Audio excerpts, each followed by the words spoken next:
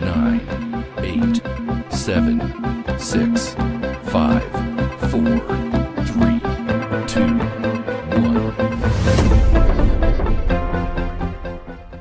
Howdy, CROC Nation. Dr. Tommy and Ellie here with you with another amazing CROC podcast. On the other side of the computer glass, Angel Santana. Have faith, let it begin. Angel, how are you, my friend, my little brother? As father of two and watching a lot of Dora this week, I am delicioso. I am great. How are you? Are you doing some Dora the Exploring? That's it. I am sleeping and eating and just thinking all about Dora. How is young Ariel doing in her schooling?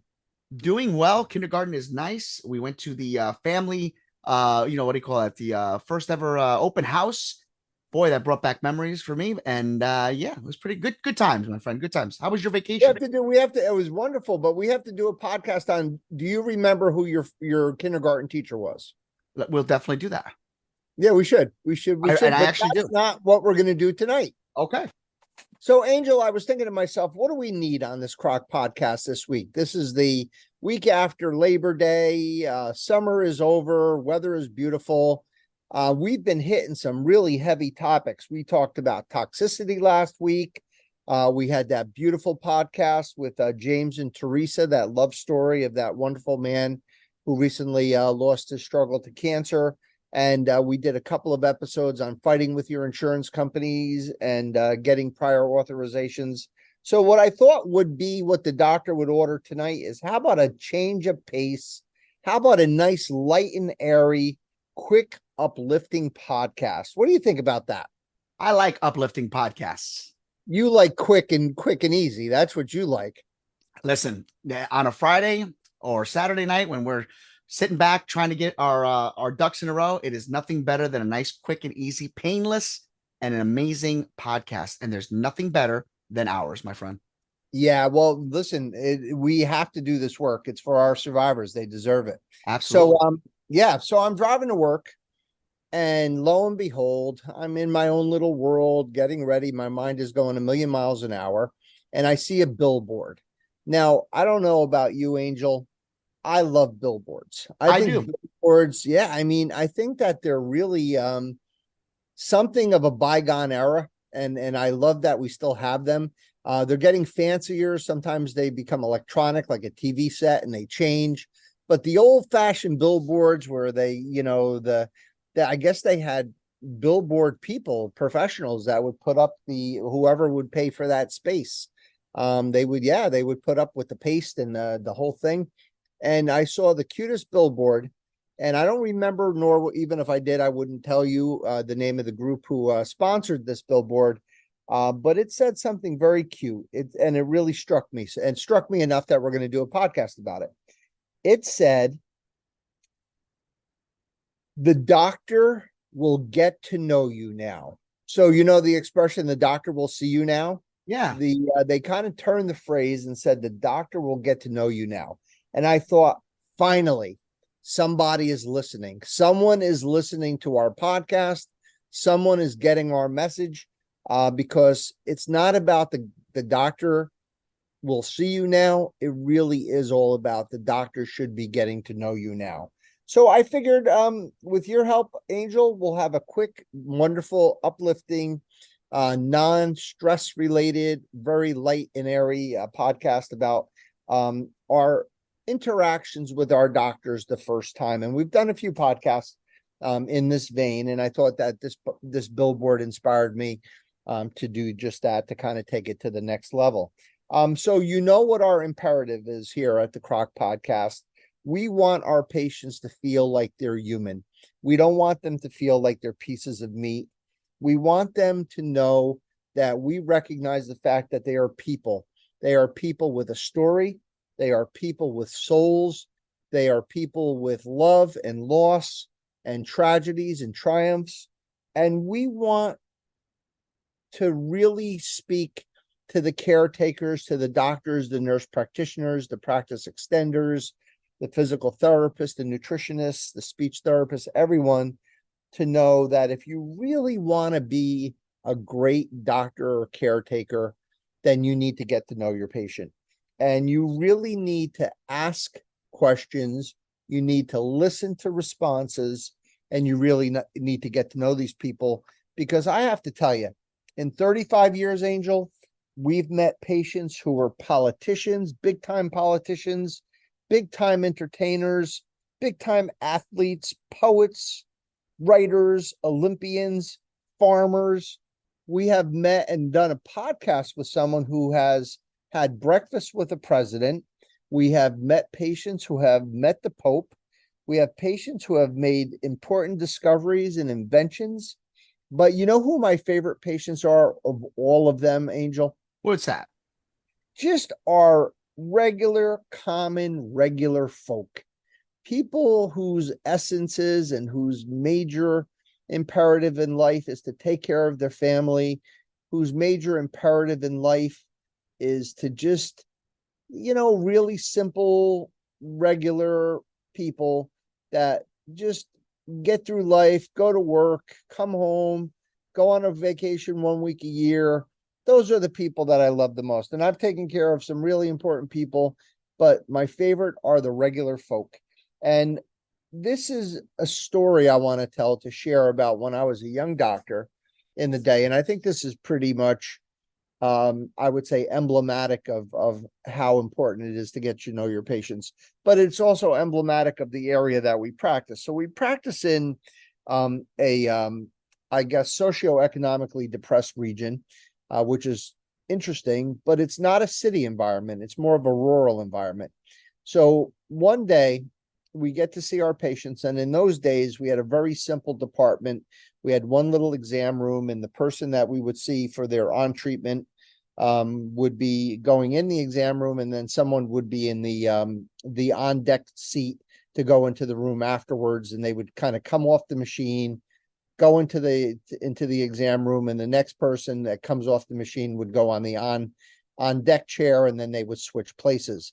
And this particular day, I was talking to a man who was just one of those regular folk, and I had gotten to know him, which I'm telling everybody that's important for you to do. And Easter was coming up, and I said to him, I said, listen, and he had nothing, Angel. He had zero. He didn't have any resources. He didn't have 2 nickels to rub together.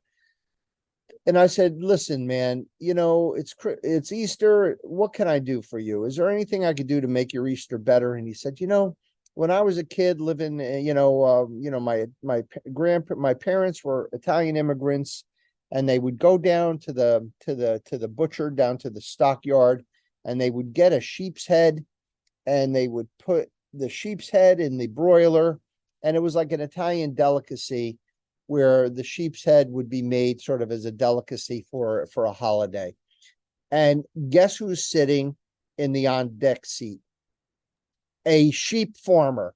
So I brought the sheep farmer into the room, and I said, Betty, meet Nick. Nick, meet Betty. Betty, when you doing your slaughtering? She goes, on Wednesday. I said, I need a sheep's head. She says, you got it. And I brokered the deal. The only way those types of things can happen is where we live, right? But the story isn't important. The story is I knew enough about each of the people to be able to make both of their lives better by knowing who they were. So I just thought that was such a cute story. I see you laughing over there. So I'm hoping you thought it was a cute story too. It really wasn't that bad. Yeah. So, what would you think the counter argument would be about getting to know your patients? Because a lot of doctors, sort of push back when it comes to getting to know their patients. The counter, I mean, like, not getting to know their patient and just treating them like a number.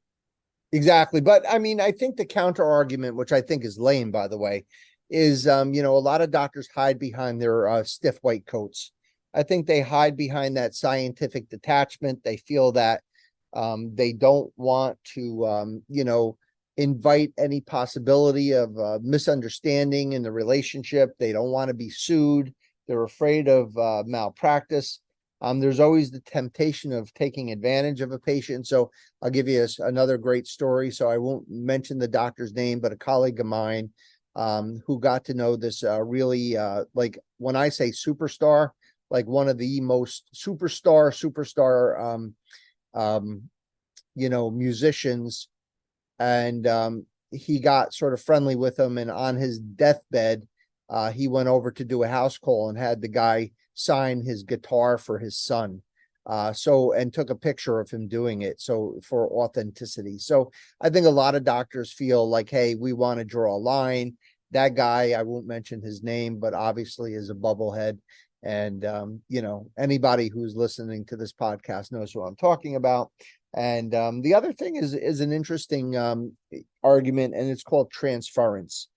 Transference is a psychological term where just say you're seeing a therapist and you're having all sorts of trouble and you had a lot of mommy issues or daddy issues, and you're talking to the therapist, and the therapist will temporarily take on the role of that parental figure. So you'll be transferring your feelings through him, like channeling him, and he sort of, or she takes on that role temporarily to make you feel safe and loved and let you do that repair that we were sort of talking about a little bit last week with toxicity, how we do that really inner psychic repair. And then, the transference is complete. And I think a lot of people with the counter argument is really don't get to know your patients. They're trying to limit that transference. And in my opinion, transference in a healthy way is really a good thing. Sometimes the patients who are scared to death and they've just been told they have cancer, sometimes they need somebody who's going to be a cheerleader for them, or someone that they can count on, even if it is someone that they're sort of taking some of their angst and trying to subside it through this transference. That's not necessarily a bad thing. But in my opinion, getting to know your patients is the first step in the cure of your disease, of our beautiful survivor thrivers. For instance, there is data, Angel, to support that there is a strong relationship between your relationship with your healthcare team and your medical outcomes, your results, your longevity, and your response to treatments have been shown again and again to be positively influenced by that relationship that you have with your caregiver. The other thing is it takes zero effort. Angel, my reputation in the area, and people know me for so many different reasons, right, and it's generally in a positive way. And sometimes I have to sit back and it's very wonderful to have that feedback. But I have to tell you, I sometimes feel like such a fraud, because it really, the only reason I stand out is because I just might do one tiny thing more than someone else. It takes such zero effort to get to know your patient. It's almost like it's almost like going, if you want a Wendy's, today's double cheeseburger day, by the way. So if you want a double cheeseburger, but you also want a double quarter pounder, and Wendy's is right next to McDonald's, hate to use a fast food analogy, but you can go to McDonald's and then go to Wendy's. They're right next to each other. There's no effort. Yes, but you can't put a price on ambiance. And what you provide is more of your environment outweighs what I know what you're trying to say, but that you're not doing much of an effort because that's who you are. But you see, you can't train somebody to be as authentic and genuine and heart giving. And when you have that, it resonates, it shines, it becomes extremely contagious. And that's the difference between the way you do it and the way most people don't do it. Right. But you would agree, though, that and I see it in your work when you talk to people on the telephone. I mean, if Jonathan Schiller, who's our amazing CEO, comes down to the basement, listens to you talk to people and say, Angel, you're very special, you would just kind of scratch your head and say, well, all I did was be nice to this person. That's really all you did, was maybe be sweet to somebody who was scared, someone who was yelling at you because they were sort of, maybe misplacing their anger on you, and you were able to fix it and make their experience with the hospital a better experience. You would probably shake your head and say, well, thanks, Jonathan, but I really didn't do much. But to your point, though, it's kind of interesting. You kind of stole my thunder. I'll go to point 4 before I go to point 3. You will set the culture for your entire department. So if the hospital wised up and made you the head of all of switchboard, and you were in charge, the culture of the switchboard would change overnight. It would become a warmer, softer, kinder, gentler switchboard with more caring, compassionate people, or the people that were there that might be a little rough around the edges would certainly stream into they would walk toe the line of the new culture that you were setting. And I believe getting to know your patients and showing this concern for your patients sets the entire departmental culture in a really positive way that's very patient centric, where the patient is at the center of your care. And you want to hear something really selfish? Yeah. When you do this, when you are nice to somebody and you give them a good experience and you get to know them and you make them feel cared about and feel special, it actually makes you love what you do more. It makes you enjoy your job more. And I don't even like to use the word job when we're talking about taking care of cancer patients, because it's not a job. It's actually a passion, a devotion. It's basically a vocation. It's not a profession. And but you could see that, right, Angel? Those 4 points. That's what I was going to say before we went back and forth. I was going to also say, as in addition to what I mentioned, you get to the point where because you can't train that, it just comes from within. You don't even feel like you're working. You're doing it's a blessing, because you've been given a gift to do the things you want and enjoy it. Yeah. And you brought out a really good point. I don't even have it in my notes for tonight, but I'm going to add it in because that's how much you inspired me. You're right. I do have a gift in the sense that God gave me many, many gifts, and he gave me many deficits. But one of the gifts is I really do like speaking to people, talking to people, getting to know people. It's sort of it comes very easy to me. Angel, you would know exactly what I'm talking about, because you and I really are exactly the same in that way. What if you're a caretaker who might be a little awkward or be a little quiet or a little more introverted and may not know how to do that? I'm going to give you some pointers, and it's a good segue into how does it start? It all starts with a simple question. And I'm going to tell you a couple of my intros, and whoever's out there, pick and choose whatever fits. So I will start many conversations by saying, hello, Mrs. Smith. You know what's really sad? I know everything about your left breast, but I don't know anything about you. Or Mr. Jones, I know everything about your prostate gland. How come I don't know what your favorite color is?